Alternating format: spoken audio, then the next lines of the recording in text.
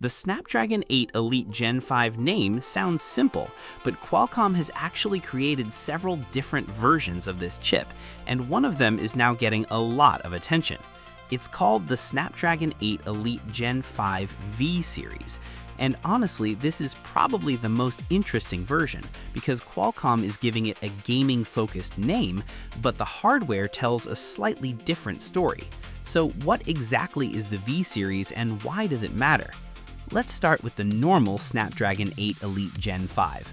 The standard version is the SM8850-AC, and this is the full flagship chip. It has two powerful Oryon Prime cores running up to 4.6 GHz, 6 performance cores reaching 3.62 GHz, and an Adreno GPU running at up to 1.2 GHz. It also has 3 GPU slices and 18 megabytes of high-performance graphics memory. This is the version you expect to find in many of the big flagship phones. Then there is the 4 Galaxy version. Samsung gets a specially tuned Snapdragon chip for its Galaxy S and Z phones. This version pushes the prime cores up to 4.74 GHz, while the GPU can reach 1.3 GHz. It is not a completely different processor, but those higher speeds can give Samsung phones a small advantage in benchmarks and heavy workloads. Then we have the 7-core version. This one removes 1 performance core, leaving 7 CPU cores in total. It's mainly designed for foldable phones, where power use, heat, and battery life can be more important. But now we get to the version everyone is talking about, the Snapdragon 8 Elite Gen 5 V series. Qualcomm lists this chip as the SM8850-1-AB, and it's expected to debut with the Redmi K100 Pro series in China. And this is where things get interesting. The V series keeps the same basic CPU speeds as the standard Snapdragon 8 Elite Gen 5. The prime cores still reach 4.6 GHz, and the performance cores still reach 3.62 GHz. The GPU also stays at 1.2 GHz, so at first you might think this is basically the same chip, but it isn't. The biggest change is inside the GPU. The standard Snapdragon 8 Elite Gen 5 has 3 GPU slices and 18 megabytes of high-performance graphics memory. The V series drops that down to 2 GPU slices and 12 megabytes of graphics memory.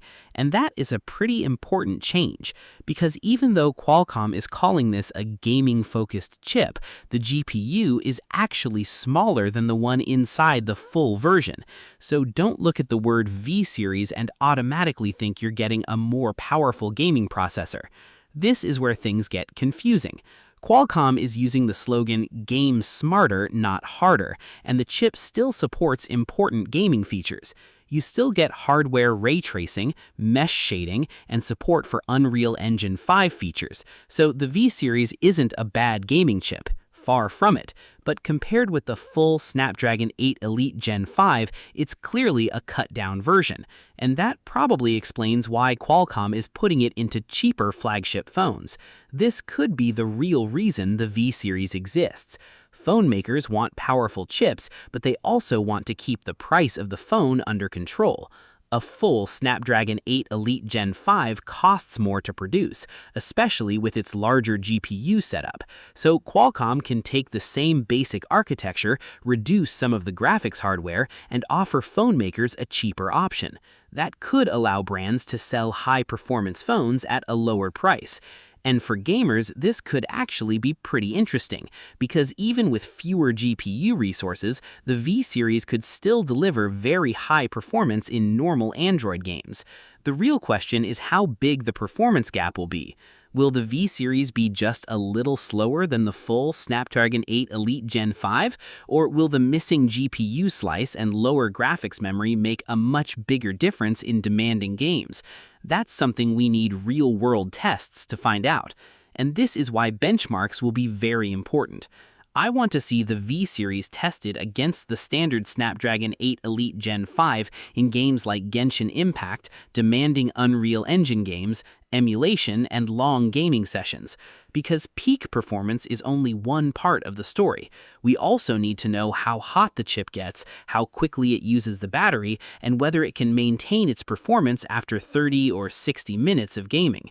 If the V series can deliver most of the performance of the full chip while using less power and costing phone makers less money, then Qualcomm may have created a very smart product. But if the GPU cut is too big, gamers may simply prefer phones with the full Snapdragon 8 Elite Gen 5. And this is what makes the V series so interesting. It isn't really a new flagship chip, it's more like a carefully adjusted version designed to hit a different price point. Qualcomm now has several versions of the Snapdragon 8 Elite Gen 5, and that means buyers will need to look beyond the name on the phone's box. Two phones can both say Snapdragon 8 Elite Gen 5, but their actual performance may not be exactly the same. And with the V series becoming the newest version, this is something gamers especially need to watch. So if you're buying a new gaming phone, don't just see Snapdragon 8 Elite Gen 5 and assume you're getting the fastest version. Check the exact model, because Qualcomm's newest V series may look like a gaming upgrade from the name, but underneath it's actually a smaller version of the flagship GPU, and that could make a big difference once the real gaming tests arrive.